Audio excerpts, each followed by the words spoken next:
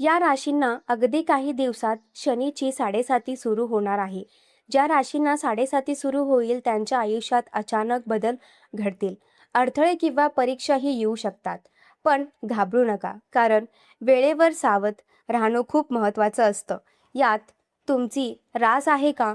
चला जाणून घेऊया. शनीची साडेसाती हा शब्द ऐकला की अनेकांच्या मनात भीती निर्माण होते. पण खरंच साडेसाती इतकी वाईट असते का? ज्योतिषशास्त्रानुसार शनीची चाल आपल्या आयुष्यात सुखदुःख, परीक्षा, कष्ट आणि प्रगती याचा संगम होऊन घेतो. म्हणजेच ही वेळ फक्त त्रासाची नसून शिकवणारी आणि घडवणारी ही असते. सध्या शनी महाराज मीन राशीत आहेत. त्यामुळे कुंभ, मीन आणि मेष या राशींवर साडेसातीचा प्रभाव सुरू आहे. कुंभ राशीला साडेसातीचा शेवटचा टप्पा सुरू आहे. मीन राशीला साडेसातीचा मधला टप्पा सुरू आहे. मेष राशीला साडेसातीचा पहिला टप्पा सुरू आहे. पण आता एक मोठा बदल होणार आहे, तो म्हणजे 3 जून 2027 पासून शनी मेष राशीत प्रवेश करेल आणि तेव्हा वृषभ राशीच्या लोकांची साडेसाती सुरू होणार आहे. त्याचवेळी कुंभ राशीला साडेसातीपासून पूर्ण मुक्ती मिळेल. मीन राशी शेवटच्या टप्प्यात जाईल. मेष राशी दुसऱ्या टप्प्यात प्रवेश करेल. म्हणजेच प्रत्येक राशीची परिस्थिती बदलत राहील.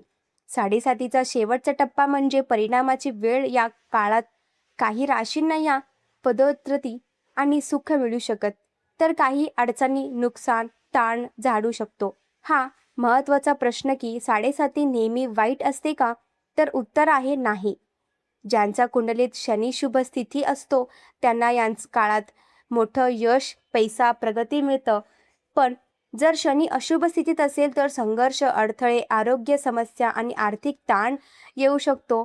म्हणूनच शनीला न्यायाचा देव म्हटलं जातं.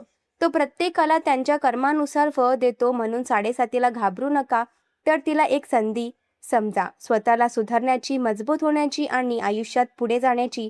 आता पूर्ण 2026 या वर्षात शनिदेव मीन राशीत विराजमान असणार आहेत. या वर्षात साडेसाती आणि ध्येयां राशी चक्र अजिबात बदलणार नाही. आधी सांगितल्याप्रमाणे कुंभ, मीन आणि मेष सध्याच्या काळात या 3 राशीवर साडेसातीचा सर्वाधिक प्रभाव आहे. 3 जून 2027 रोजी शनी जेव्हा मेष राशीत प्रवेश करेल तेव्हा कुंभ राशीची साडेसाती पूर्णपणे संपेल आणि वृषभ राशीची साडेसाती सुरू होईल. अशा प्रकारे 2025 पासून झालेला हा शनीचा प्रवाह 2038 पर्यंत कुंभ, मीन, मेष, वृषभ, मिथुन आणि कर्क या राशींच्या आयुष्यात महत्त्वाची भूमिका बजावेल, असं ज्योतिषशास्त्रानुसार सांगितलं जातं. आता ज्या राशींवर साडेसाती किंवा ठिया सुरू होते आहे त्यांनी शनिदेवांच्या कोपासून वाचवण्यासाठी, कृपा मिळवण्यासाठी काय करावं? तर शनिदेव महादेवाने आपले गुरु मानतात. त्यामुळे या काळात ओम नमो शिवाय, शिवपंचाक्षरी मंत्रांचा जप करावा किंवा महादेवांची भक्ती या काळात करणं लाभदायक ठरू शकतं. एकंदरीत साडेसातीच्या काळात महादेवांची उपासना करावी, इष्टदेवांचा जप करावा, आपल्या कुलदेवांची किंवा इष्टदेवांचे रोज जप करावा. संक्रम करू शिस्त आणि संयम ठेवावे. आपले काम प्रामाणिकपणे आणि समर्पणाने सातत्याने करावे. कोणाचेही नुकसान या काळात करू नये. त्याचबरोबर साडेसातीच्या काळात किंवा काही नियम पालन करण्याचा संकल्प करा, तर शनिदेवांची कृपा कायम राहते. थोडक्यात सांगायचं तर घाबरून न जाता कर्मावर विश्वास ठेवल्यास शनिदेव तुमचे काहीही वाकड करणार नाहीत. उलट या तुम्हाला सुखसमृद्धीच मिळू शकते. ज्योतिषशास्त्रानुसार शनी एका राशीत 2.5 वर्ष राहतो. जेव्हा शनी एखाद्या राशीत 12व्या पहिल्या आणि दुसऱ्या स्थानातून भ्रमण करतो तेव्हा त्या राशीचा साडेसाती सुरू होते असं मानलं जातं. 2025 मध्ये शनीने मेष राशीत प्रवेश केला. पुढील काही वर्ष विविध राशीमध्ये बदलणार असणार. मग अशा वेळी शनींचा प्रभावानुसार वाचवण्यासाठी आणखी काही उपाय करू शकता. शनिवारी मारुतीची उपासना करणं किंवा हनुमान चालीसा पठण करणं हे साडेसातीतील त्रास कमी करण्यास मदत करते. याचबरोबर गरजू व्यक्तींना मदत केल्याने देखील शनिदेव प्रसन्न होतात. आणि सर्वात महत्त्वाची गोष्ट म्हणजे शनी कष्टाचा कारक आहे. त्यामुळे कामात आळस अजिबात करू नये आणि शनिवारी भगवान शिवदेवांना तिळांचा तेल अर्पण करू शकता. मधल्या बोटात अंगठी परिधान करू शकता. त्याचबरोबर मुंग्यांना मध किंवा साखर खाऊ घातल्याने देखील शनिदेव प्रसन्न होतात असं सांगितलं जातं. हे उपाय आपण तज्ज्ञाच्या सल्ल्यानेही करू शकता. शिवाय 7:30साठी 7 मुखी रुद्राक्ष उत्तम मानलं जातं. 7 मुखी रुद्राक्ष हा प्रत्येक शनिदेवाचा आशीर्वाद मानला जातो.